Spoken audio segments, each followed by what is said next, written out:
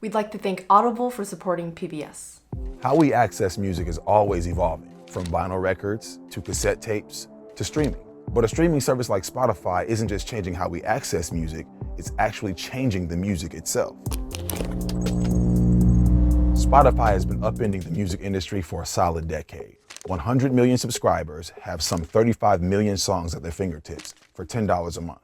This new business model has completely changed the way musicians make money. As New York Times music critic John Caramanica put it, I think it's probably easier than ever to make a little bit of money. I think it's harder than ever to make a lot of money. But the change isn't only economic. Bands now need to vie for a coveted spot on one of Spotify's curated playlists to reach the millions of listeners who tune into these playlists every week. When I saw Capsize made New Music Friday, we were up in a hotel, and I was running around the hotel, like screaming. And yeah, you came and got me, yeah. I felt like we'd made it, like we won the lottery. Does Spotify influence your music?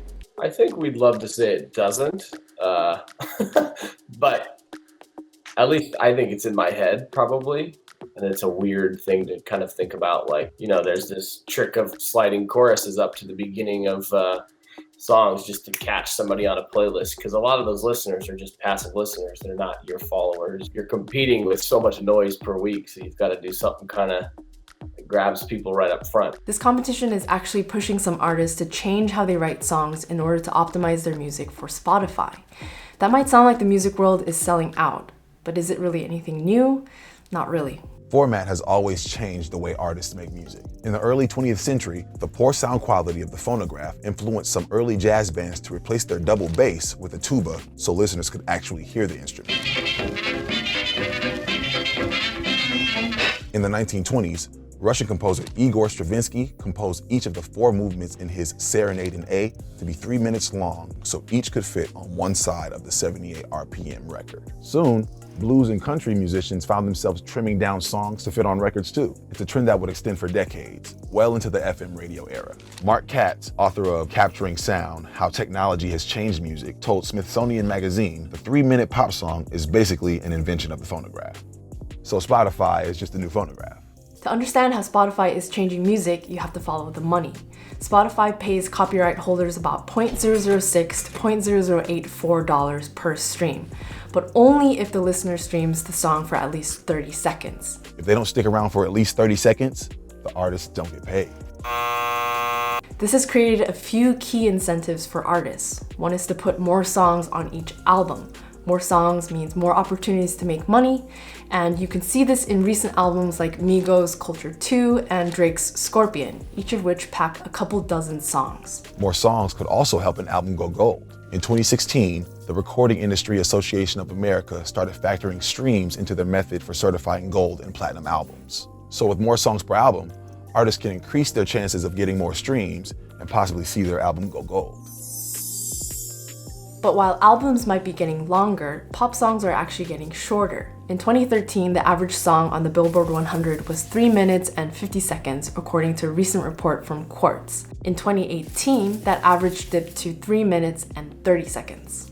What does it have to do with Spotify? The answer could be related to Spotify's 30-second rule. Because the platform pays out when a stream lasts 30 seconds, there's little financial incentive to write super long songs. There is, however, an incentive to hook listeners quickly.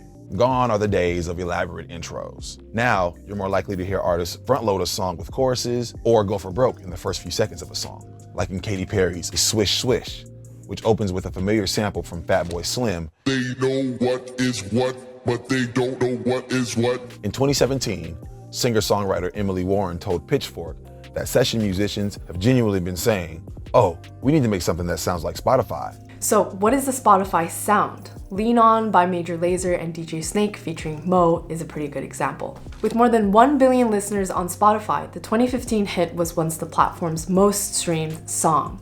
But what made it so optimized for streaming? For one, the song opens with a catchy syncopated statement of the main chords before quickly getting to Mo's vocals.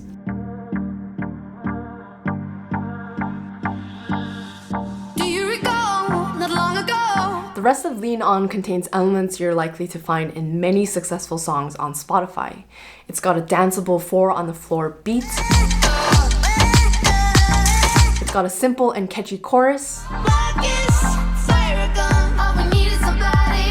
It's under 3 minutes long, and it's also clearly influenced by streaming music's first signature genre, tropical house, which is a lighter take on the deep house genre. Trop house exploded in popularity on Spotify around 2015, bringing tropical sounding synthesizers and dance hall elements to a mainstream audience. Lean On also features one of pop music's recently favorite conventions, the pop drop, which is essentially a toned down version of an EDM bass drop. Lean On is an expertly crafted pop song that's broadly appealing and familiar. Those are good qualities to have if your goal is to succeed on Spotify. After all, studies have shown that people prefer music that they're familiar with, and streaming data indicates that people tend not to skip songs that they've heard before. Many listeners today engage in what digital marketers have dubbed lean back listening. This term describes Spotify listeners who prefer to select a playlist and let it roll, rather than selecting songs individually. Music that is familiar and accessible is more likely to blend in with the playlist and avoid getting skipped. Offset of Migos said he's obsessed with industry data and uses it to modify how he approaches writing music. But does tailoring your art for the aggregate preferences of a streaming service make songwriting any less creative? Grammy Award winner Sarah McLachlan seems to think so. She told the CBC, "If people are writing music for that particular format, then I find that sad." And she would know sad. Check out our sad song episode. In the arms of an angel. But could the opposite be true? Is it possible that Spotify's incentives are merely tweaking what's always been a heavily commercialized art form? I happen to like pop music. He likes pop music. So we make probably together somewhat accessible music that has a home on some of these platforms, you know? I think you kind of have to write good songs, but I don't think you can think like too heavily on this is gonna work great on Spotify. Is there a Spotify sound in your opinion? I wholeheartedly, there is a Spotify sound, for a while there it was mumble rap. I think that a Spotify song is ever changing probably, from season to season. LA and I are going to write a song with all of the elements Spotify loves, and hopefully it ends up with 1 billion streams. Well, what do you think about Spotify? I think it definitely has changed how music is made, how we listen to music. And I think we should play with, in the song that we create, is the length of it. Okay. The length of the song. I think it should be a 30-second song. A 30-second song. Typical Soundfield fashion. But you know what? I think we should be appealing to Gen Z. And they're streaming a lot. Natives. We are streaming immigrants. You know what I'm saying? Like we grew up with other things. We'll do it. Let's get it. Before we hear our Spotify style track, we'd like to thank Audible for supporting PBS. Audible's selection of audiobooks includes Audible Originals, audio titles created by storytellers from around the literary world. For example, Pitch, an Audible original series that illustrates why music is so central in our connections to each other, our history, and culture. Visit audible.com/soundfield or text soundfield to 500-500 to learn more. Members own their books and can access them anytime. To learn more, visit audible.com/soundfield or text soundfield to 500-500. You will, I am sure, forgive me for not telling you that the instruments with which you work are miraculous.